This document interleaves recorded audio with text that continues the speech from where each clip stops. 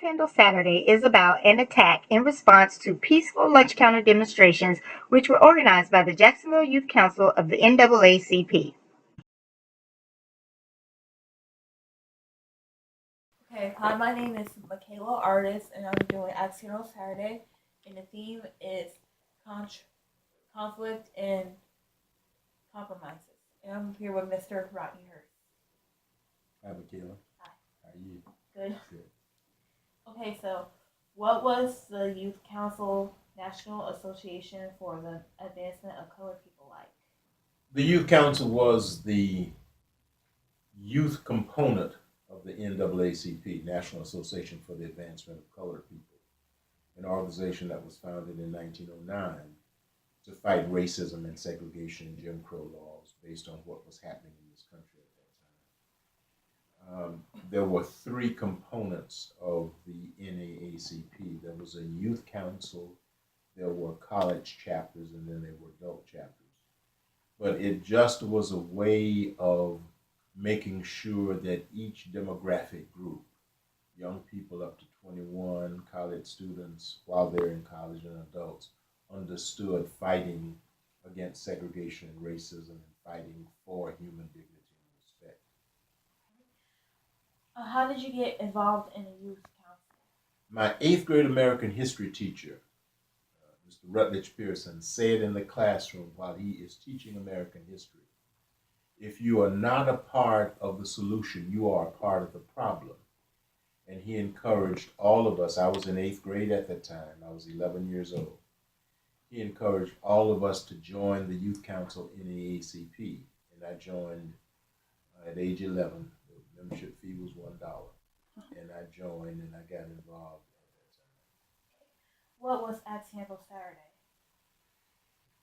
After we had set in at the lunch counters, after I joined the Youth Council in 1960 with the wave of sit-in demonstrations that began in Greensboro, North Carolina in 1960.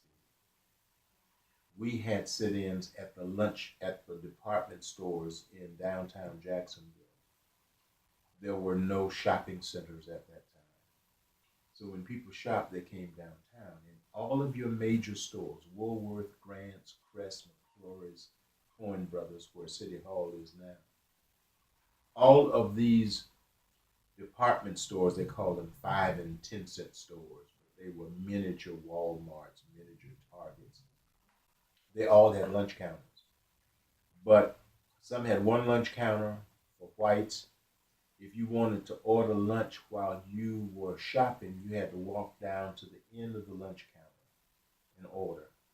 Some stores had two lunch counters, a white lunch counter and a colored lunch counter, which was usually in the back of the store.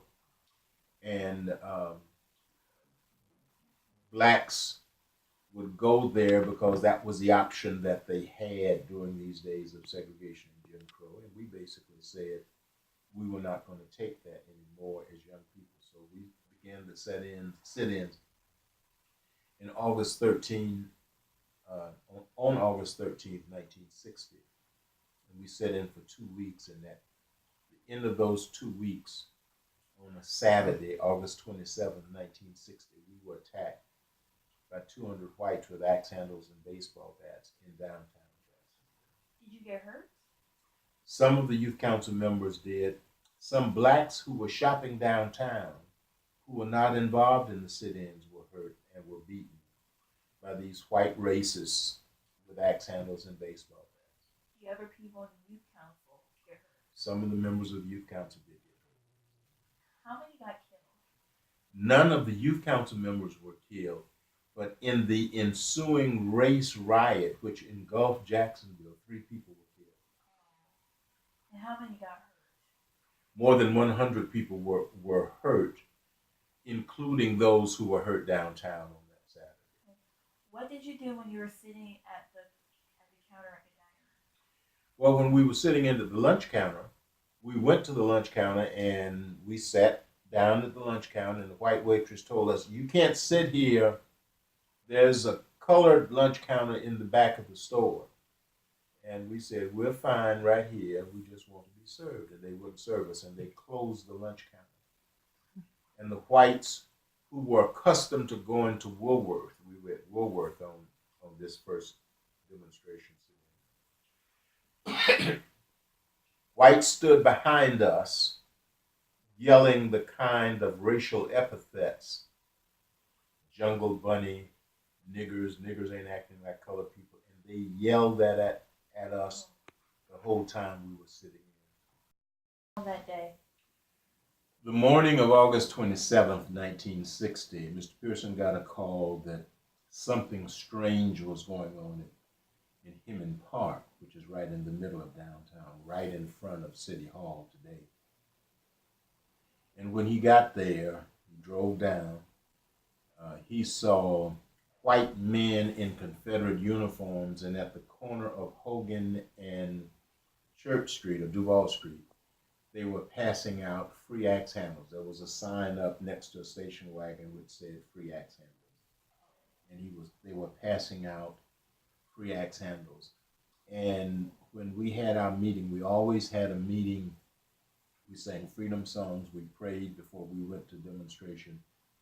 We were meeting at the Laura Street Presbyterian Church Youth Center, which is now Woodlawn. But at the time, Laura Street was on Laura Street in between State and Union.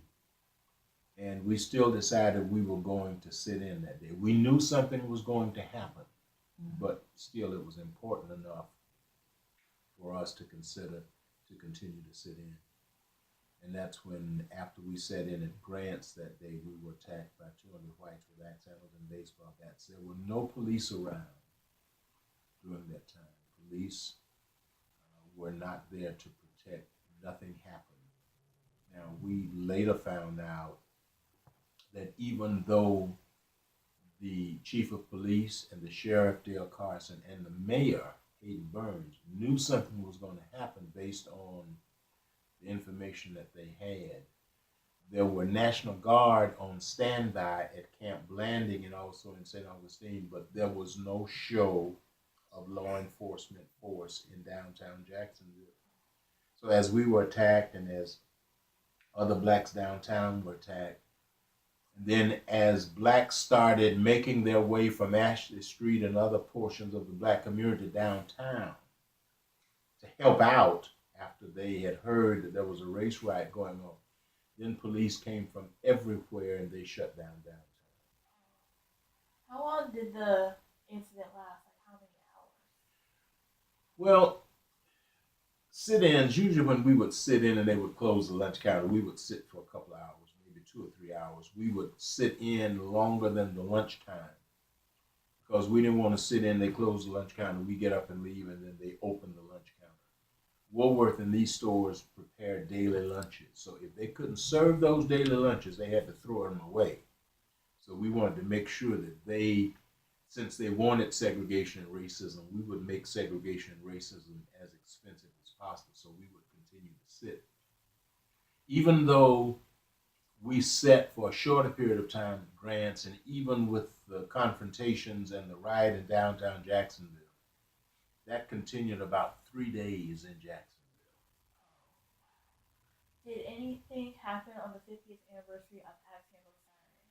Well, in 2000, when we had the 50th commemoration of Axe Handle Saturday at Bethel Church, I met an FBI informant who was with the Ku Klux Klan in 1960, working undercover for the FBI.